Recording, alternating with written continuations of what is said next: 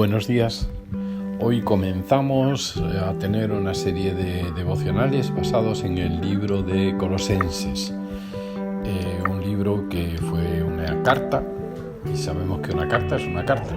A veces queremos darle a las cartas un sentido teológico, o casi como si fuera un tratado de teología que realmente no tiene, sino que era una carta que escribía una persona, generalmente Pablo, a veces Pedro, otras veces Santiago, otras veces otros de los apóstoles, pero que iba dirigido a una persona, a un grupo de personas, a una ciudad o incluso a varias iglesias en una ciudad, y en este caso es una carta que Pablo escribe a Colosenses.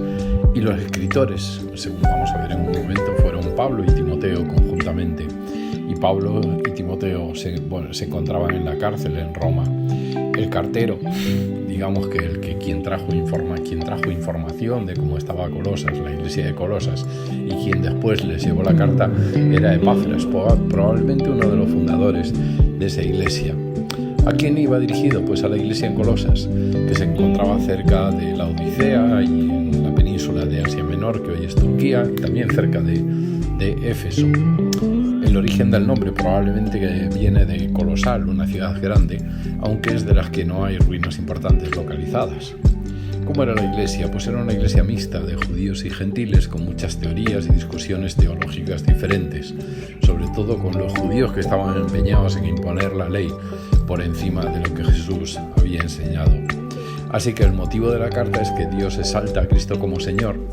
En la iglesia estaba entrando el legalismo judío, mandamientos de hombres y filosofías. Una de ellas era el culto a los ángeles, también la sabiduría, el conocimiento, pero todo era hueco, sin fundamento, era gnosticismo. Y Pablo les habla de quién es Jesús y Él en nosotros. Había sido una iglesia, la de Colosas, fuerte en sus creencias, pero empezó a permitir argumentos y doctrinas que no provenían de la doctrina recibida por Pablo y sus colaboradores. Veremos esas doctrinas y teorías en las próximas lecturas. Así que hoy quiero hacer una lectura que es muy breve y va a ser una introducción. Y el título es Buen y bendecido día, que es como casi siempre comenzaba Pablo sus cartas dirigidas a otras personas. Claro, él no lo decía como lo digo yo, buen y bendecido día. Él hablaba de bendición, hablaba de cosas buenas, siempre enfatizaba lo bueno primero. Así que Colosenses 1, del 1 al 3, dice lo siguiente: Yo, Pablo, elegido por la voluntad de Dios para ser apóstol de Cristo Jesús, y nuestro hermano Timoteo, os escribimos esta carta a los fieles hermanos en Cristo que conforman el pueblo santo de Dios en la ciudad de Colosas. Que Dios nuestro Padre os dé gracia y paz. Colosenses 1, del 1 al 2. Empieza esta carta con una declaración acerca de la autoridad y la soberanía de Dios. Por eso habla de que Pablo está bajo la soberanía y la autoridad de Dios, pero también habla de la autoridad de quienes están llamados por Dios para liderar y pastorear.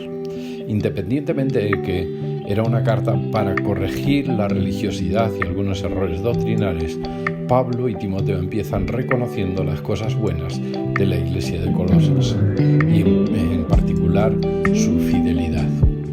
Y la segunda declaración es una bendición, porque termina diciendo gracia y paz. Y cuando un judío decía paz, hablaba del shalom de Dios, que es mucho más que solamente la ausencia de guerra.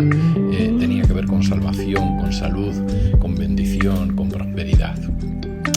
La reflexión para nosotros es: reconocemos que Dios es la máxima autoridad en nuestras vidas, y bajo esa autoridad que tenemos delegada por Dios la aplicamos para bendecir y corregir a otros hermanos, a la iglesia, porque muchas veces somos muy rápidos para señalar.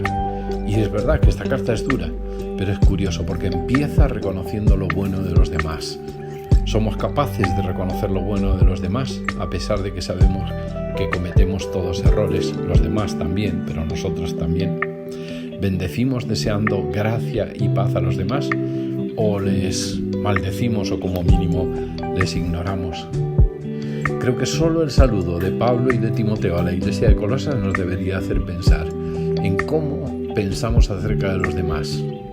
podemos pensar y saber que caen, que tropiezan, que están equivocados, pero por encima de todo tenemos que reconocer sus cualidades buenas, sus cualidades positivas y además decirlo y declararlo.